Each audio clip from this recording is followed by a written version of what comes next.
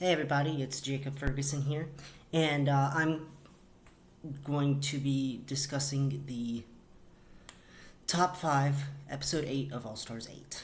So, the top 5 were challenged to create looks based on past winners and sell them on the runway. Now, this is labeled as a design challenge, like Get a Room, Queen of Clubs, and Drag Tots. As well as the RuPaul inspired stuff from season 7. So this is kind of their interpretation of it. Um, this is going to be part review, part just gripe about the season in general. This season is probably one of the worst All Stars seasons. It's definitely in the bottom 3 for me in terms of All Stars telling. I don't know which one is worse. Season 1 or this one, but it's down there. And I survived All Stars 5, which I hated because of the storytelling. And I think, and again, it's not because of the queens, it's because of the storytelling. Whereas All Stars 5, it was because of the queens and the storytelling combined. The storytelling for All Stars 8 is garbage compared to what we have gotten in the past season of All Stars 6. I'm not even going to mention All Stars 7 because that one is still on my shit list as well. But let's get into the looks. So first up, let's just go from the winner's perspective. So first up, All Stars 3's Trixie Mattel, and it's Jimbo. Honestly, I liked this one. I didn't love it, but I liked it. In terms of top placement, I think that there was a clear top, high, low, and bottom 2, and this was my high spot. She really did an okay job. After watching the pit stop, which is becoming less and less of a thing that I do now, only because of the fact that, I don't know, just, I don't want to watch people review a season if I don't like the season. That's why I barely go back to watch All Stars 5's pit stop, even though, it's Bob the Drag Queen, and who's hailed as one of the best pit stop hosts of all time. But this season of pit stops, I love Bianca. Bianca's my favorite drag race winner, favorite drag race queen, really. I just, meh, meh. I think that she is funny, but also very just, it's sort of, what I've noticed with a lot of these, pit stop episodes is that instead of getting into the episode and talking about the episode, it's a lot of filler jokes and them repeating stuff and laughing. And I know they're having a good time, but it's like, come on, talk about it in more detail. What about it is do you like about it? And I think that's where Bob the Drag Queen and Trixie Mattel definitely excel, or having a stable rock as the co-host of the pit stop might be better. That's why I think Maddie Morphosis should host the pit stop next season. That's just my opinion. So let's talk about it. So I liked the look. I think that it was a very clean look. It's a face kini, and it's giving very Watch Dogs Legions in terms of, or Purge, if you've seen the Purge, sort of a jump scare, but also I kind of liked it. Like, I think that this was a very, very good design. That being said, it definitely was not my favorite. She gets a toot, it looks good. Next, let's talk about Alexis Michelle's Trinity the Tuck. This was my favorite design, and she was the top queen for me. The reason that I like it so much is the fact that it is a ode to Hello Dolly, Barbara Streisand, and I just enjoy it. Out of all of the looks, it was the most put together in terms of, yeah, this is good. It's very Alexis Michelle. Jimbo's was very Jimbo. I mean, nobody else could have pulled that off. And I don't agree with, the Twitter thing of, if it was any other queen, she'd be in the bottom. I just think that Jimbo has the mind to do things that other queens wouldn't think of doing. So with this look, I'm going to give Alexis a toot. She did an amazing job. I enjoyed it very much. And it's a cry from the turquoise bodice thing that she made for the Native American runway. So it's a toot, and far better than Princess Subway Fish, which we don't talk about.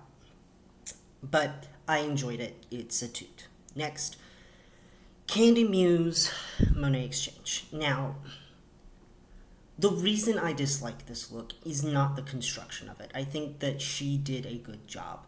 You can tell with the material, it is sort of what Monet used in the Last Ball on Earth thing. You could see the red material, you could see sponges, all of that. My problem with Monet Exchange in general, and I love Monet, she's one of my favorite winners. I think that she does a very, very good job on All Star 7. She does, she's memorable. I liked it. Was the fact that the sponges were her main thing. I have with both Mo and Monet, I have issues with them bringing the tagline over and over and over again. With the Brown Cow Stunning and Monet Exchange's sponges, I just, watching All Stars 4, it's just constant, because they're there the entire time, just constant Brown Cow Stunning and, the sponges, and I made my own crown out of sponges. Like, we don't, after watching All Stars 4, I'm like, okay, we're good. We're good. We don't need any more. We're good. We don't need any more Brown Cow. We don't need any more sponges. The thing that ticked me off the most about Kandy's outfit, again, not the construction, loved the construction. I think that it was a really good, all of them were really, really good constructed dresses. Even La Ree. That damn sponge pissed me the fuck off. I was sitting there with my brother. We were watching it. I was eating my sandwich. And I literally went, no, and dropped my sandwich on my plate and pointed and I said, don't you dare bring out that sponge. I hated it. It set something off in me that I just couldn't hold back because of the fact that the sponge represents Monet Exchange. But we've seen in the past when they've been using boxes of past contestants that when you reference the queen that you're going with, that's not the challenge. Kahana had the same problem with her Katya fusion in season 11. So I'm like, why would you do this? It's not a Monet Exchange dress. It's a you dress. And maybe it was to soak up the sweat or something like that, or powder her face, but again, that just ticked me off. This dress is a soft toot, however. I think that it's an okay dress. It's an okay silhouette. Should she have been in the bottom? I don't know, but again, this is a soft toot. Next is La Ree and Shea Coulee. Now, I have to give it to La Ree because while this outfit is serviceable, I think that the fact that she made 3 dresses shows how much she truly cared about this challenge. She was willing to make 3 dresses, spend all that time, and turned out something that maybe wasn't the best that she could have made. But she did it because that was her last option, and I have to applaud her for it. I think halfway through the competition when she said, this fabric does not look good on me, I was like, okay, you can do it. We believe in you. She did so well with the materials, and it was a far cry from the bag ball look. That being said, Mama, this is garbage. Especially the wig. And hearing that it's Alexis Michelle's wig, I was like, really now? I understand now why the wig kind of didn't fit because of the fact that it was for Alexis Michelle and not La Ree. So their heads, while sort of similar, I mean, she's more bald than Alexis is, wouldn't have fit the fantasy of her actual head shape. So the wig was really the only issue. I mean, yeah, you could see, the one sleeve and the sleeve coming over here. It didn't matter to me. what mattered was the fact that, I mean, that wig was awful and should not have been put on. But I digress. She did a really good job. It's going to be a soft boot just because of the fact that I don't really know where it could have gone. So, but it's a toot for effort. Last is Jessica. And while I adore Jessica, and I think that Jessica does what she does very well, I can't in good conscience say that this is a good outfit. And everybody was raving about it online, and I'm like, it's okay, I guess. I don't really know. I mean, I have to applaud her usage of hot glue. I think that that is, you know, the dress that she made. Bravo that you got it done with hot glue, but it still, to me, just doesn't really. It's a serviceable dress, but we're past serviceable now. It doesn't scream I'm a winner to me, it just screams meh. Um, I'm gonna give it a boot because I just personally don't like it, but I understand that the garment that she made was good by using hot glue. So, by using hot glue standards, it's a toot, but let's tell fact here, I just don't like it. So, in the bottom two is Kandy and Lala, which I could have seen maybe Kandy switched out for Jessica Wilde or Jessica being low, not high, low. And Jimbo is high, and I agree with that. I think that she did good. A lot of people online hate Jimbo for some reason, and I'm like, okay, then who do you like? You don't like Kandy and you don't like Jimbo. You don't like Alexis. Who do you like? Jessica and Lalaurie? I mean, that's fine too. I love them. But, like, we know full well that, if anything, they're going to crown Jimbo. Anyway, I'll get back to that. Alexis wins, and I agree. I think that she did an amazing job with the materials. Nikki Doll is the lip sync assassin, and they lip sync to These Boots Are Made for Walking by Nancy Sinatra. And first and foremost, Nikki has gone on record to say that she thought that the song was not good. She loves Nancy Sinatra, she loves the song, but not as a lip sync song. She likes it in her earbuds. I have to disagree. I mean, I know that that's just an opinion, but I think that both of them really turned it out for a good lip sync. It was both in, it was in their wheelhouse. They knew what they were doing and how they were going to do it. It's a toot. I mean, it's a great time. Would this be the first song that I would think of doing as a lip sync song? No. In fact, when they both came out, my brother was like, "Oh, they're going to do Dolly Parton," and they didn't. Which more Dolly Parton songs and more Tina Turner songs, please. Honestly, the lip sync songs haven't been half bad this season. Alexis wins and pulls Lalaurie's lipstick. And there's some storyline that I'm going to get into when I talk about the storyline that just rubs me the wrong way. But in terms of Lalaurie, I wish she had stayed instead of Kandy. And it isn't that I hate Kandy. I like Kandy Muse. I just think that for storyline reasons, Lalaurie needed to stay longer. Also, she was my pick to win, so and I mean, Jimbo is also my pick to win, but and Alexis has gone on record to say that she regrets picking Lalaurie's lipstick, and that's great. But now Kandy Muse is like, well, fuck you, you know. And I just am like, okay, ladies, calm down, okay? She regrets it, that's it. And it's so regretted that because, and I think the reason that she's also regretting it is because of the backlash that she's receiving. And I mean, is it warranted, the death threats? No. No, it's not. You should never send anybody hate or KYS message. Like, that's rude. And if I see any comments about this, I'm going to delete them.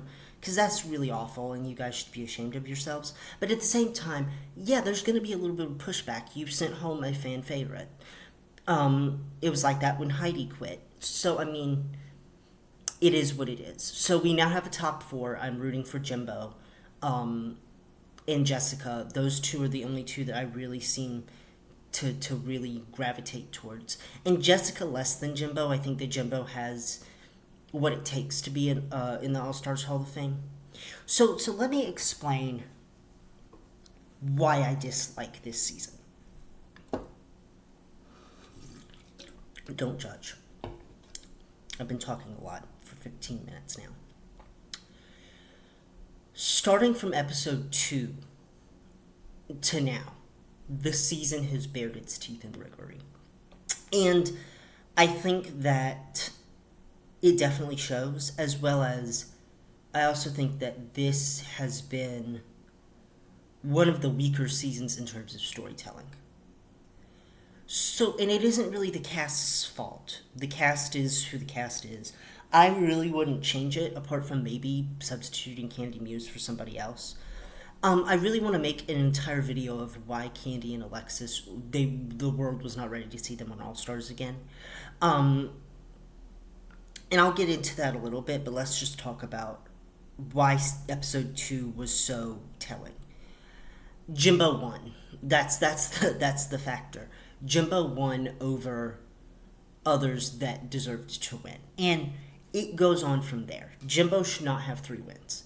At most, I would give her 1 win for Snatch Game. And that's still in the top 5 episodes. So she still had time to get a win and be a frontrunner.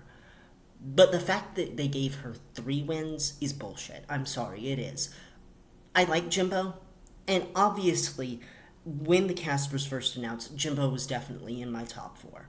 Because she's Jimbo. And I know that Rue loves her more than any American queen. I mean, he loves Jimbo.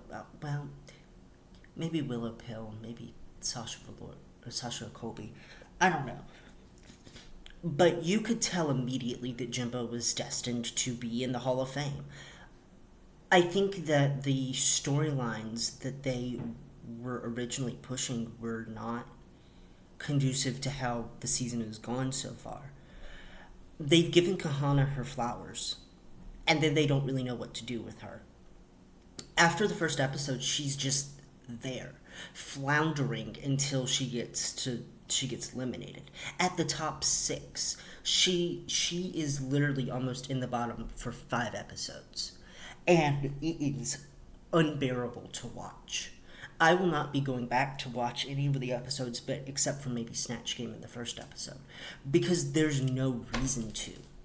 There's no reason to rewatch any of these performances, because they're not good. I think that the overall thing is, Naysha Lopez, what was Naysha going to do? What was Monica going to do? Both of them were forgotten queens from their original season, except for Muniz, who delivered the edits, bitches, I'm back. And, that was Naysha's whole legacy. Monica had no legacy, which is fine on an All-Stars season if she comes in and creates a legacy for herself. But unfortunately, she didn't, because they just got rid of her. Darian Lake gets no redemption except for maybe the Fame Games, which is why I'm voting for her for Fame Games, because her runways were not up to par on season 6, so her winning would be an overall story arc. But Lord have mercy, Darian Lake had no storyline this season. She was just there. Mrs. Kasha Davis had more of a storyline in terms of being really good in the second episode than Darian did in the 4 episodes that she was in.